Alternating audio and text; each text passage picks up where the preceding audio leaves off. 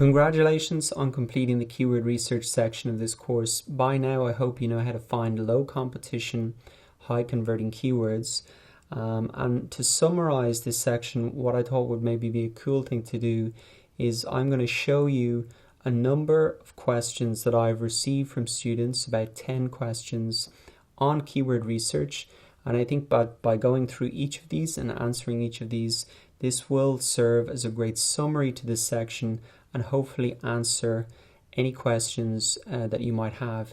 If you have another question, I'd be delighted to take it. You can click on this chat icon here and leave another discussion for me. And if you like this type of format, just let me know as well, because I'm happy to make these kind of Q&As, summaries for other sections of the course as well. So let's get started with some more basic questions, and then we'll get more advanced as we go through. The first question here is from Sai Chand, and he asks, what are keywords? Keywords are very simply what people are typing into the Google search bar when they're trying to find information. The word might be new to you, keyword, but I guarantee you the process is not. You probably do this 10, 15, 20 times a day. You go to Google, you type in a word when you're trying to find information. This word is called a keyword. Also, if you get more specific, it can be a 2, 3, 4, 5 word keyword. That's known as a keyword phrase. A keyword and a keyword phrase are essentially the same. We find the keywords the same way in the Google Keyword Planner tool. We assess them, how competitive they are, the same way. And also in the next section, you'll see that we optimize our content around them the same way. So there's no difference between a keyword and a keyword phrase in terms of our SEO process. So next question here from Raj Kumar. He asked, do you suggest choosing less competitive keywords? Absolutely yes. That's the whole purpose of this section. It's to find these lower competition keywords. The competition really there is the competition between the other website owners who are all trying to get to the top of the search results for that keyword. The reason everybody wants to get to the top is because they want to get those visitors who are typing that into Google to come to their site. And so definitely we want to choose less competitive terms. And you know, at a high level, the way you can think about competition is that single word keywords will be more competitive. So for example, drones, like we saw as a single word keyword, it's going to have a lot more searches because it's less specific, but it's also going to attract a lot of competition because of that high number of searches. So what we want to focus on are these less competitive 2-word phrases or 3 and 4 keyword phrases. So drones that follow you, drones with camera that follow you, etc. So I said in relation to the last question, there's no difference in our SEO process between keywords and keyword phrases, but there is a difference in terms of their competitiveness. Generally, as the keyword becomes more descriptive with more words, it becomes less competitive.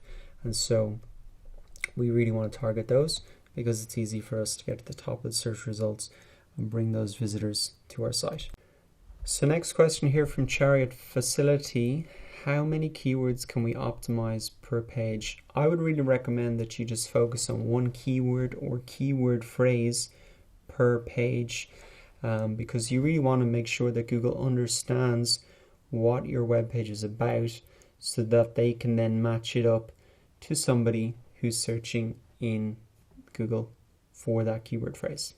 So next question is from Jeff Diaz. He says that he has found a low competition keywords. He's used the Mozbar tool to check the top 10 search results for the keyword. He's seen that they have a low page authority, below 20. So it'll be easy for him to get to the top of the search results for these keywords. However, he has also noticed that they have a lower amount of monthly search volumes, about 500 and below. So that's what you generally expect.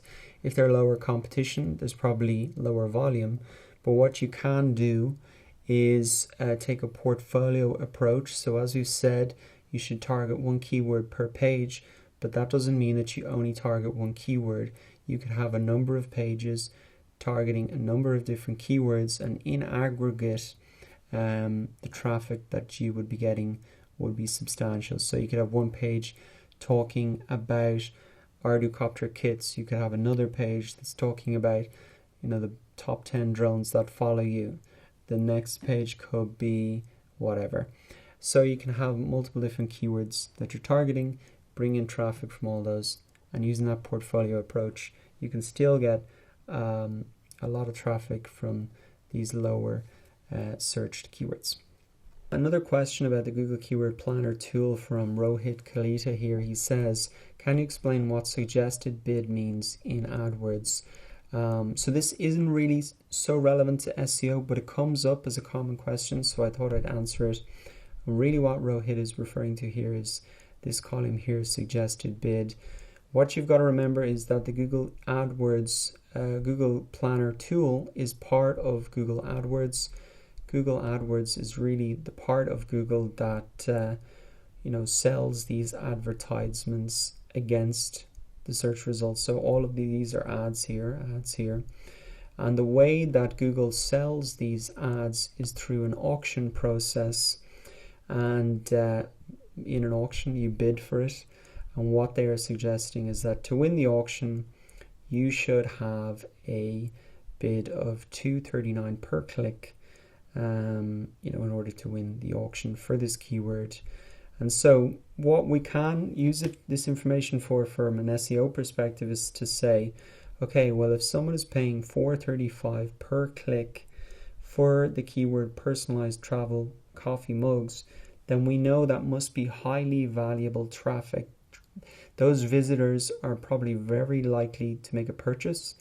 And so if we can rank organically in the search results just using SEO, that is going to be valuable traffic.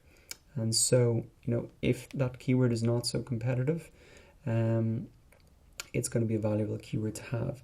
Another question I often get about the Keyword Planner tool is the competition here showing us the competition for SEO? And no, it's not. This is the competition for the auction. So high competition usually means a high amount of people are bidding for this keyword, and low competition is a lower amount. It's not really reflective of how hard it is to get to the top of the search results for that keyword. We want to use the process that I showed you with the Moz bar and looking at that top 10 results with the page authority. So final question here from Tony Wilson. He says, where do I put the keywords I've chosen? That's really what we're going to talk about in the next section of the course, the on-page optimization section of the course. And I'm going to show you exactly where to put all those keywords that you've chosen for each individual page so that Google knows what your web page is about, and that'll give you the greatest chance of appearing at the top of the search results. So hope you found this lecture helpful. If you have any more questions, just click on that chat icon and add them in there. And if you enjoyed this and would like me to make more lectures like this in this format, just let me know as well. I'd love to hear if you found it helpful. Thanks.